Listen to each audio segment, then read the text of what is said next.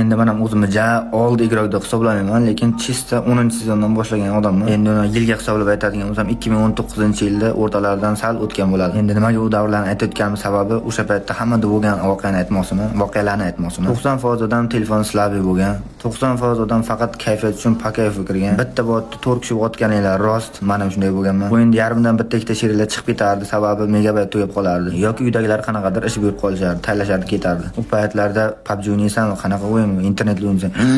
Internetli o'yin deydigan paytlar edi. Bir ikkita o'g'illarimga taklif bergan paytim, "Yo'q, internetli o'yin bo'lsa o'ynayman" deganlar ham bo'lgan. Yana bir fakt, 90% PUBG'ni birinchi boshlagan odamlar 2 barmoqda boshlagan.